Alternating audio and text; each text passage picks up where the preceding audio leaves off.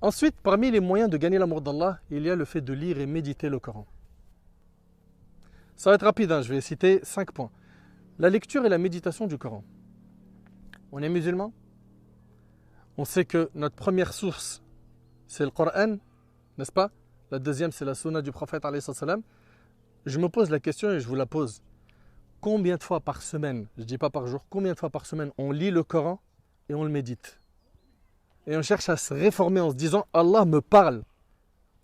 C'est un message pour moi, qui a pour objectif de purifier mon cœur.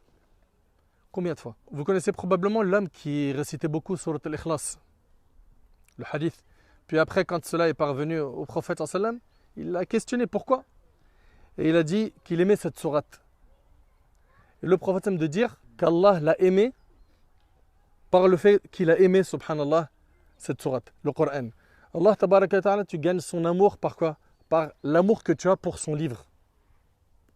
Et il ne suffit pas de l'apprendre par cœur. Il y en a plein qui l'apprennent par cœur et malheureusement, ils ne le mettent pas tous en pratique pour ne pas généraliser.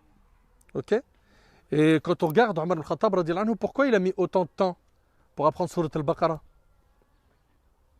Il n'était pas fort en hifz, non?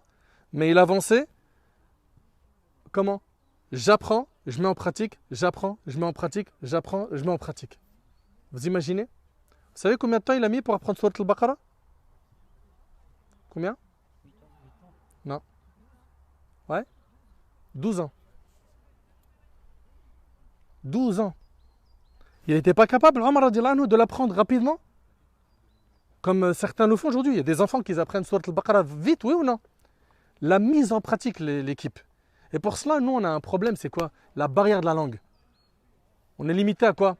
À la langue française. On va lire parfois en français, on va le méditer en français, et ça ne va pas aller plus loin pour certains. Il faut impérativement apprendre l'arabe, ce n'est pas difficile, et comprendre. Parce que, wallahi al-azim, quand on lit le Coran, bitadabbur, ça a un effet sur le cœur.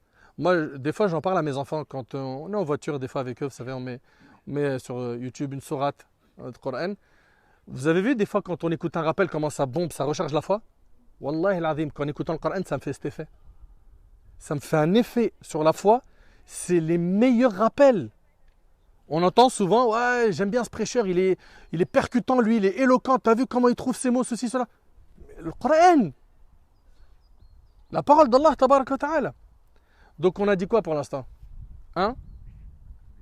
Donc souder l'obligation et multiplier les offres surrogatoires. Deuxièmement,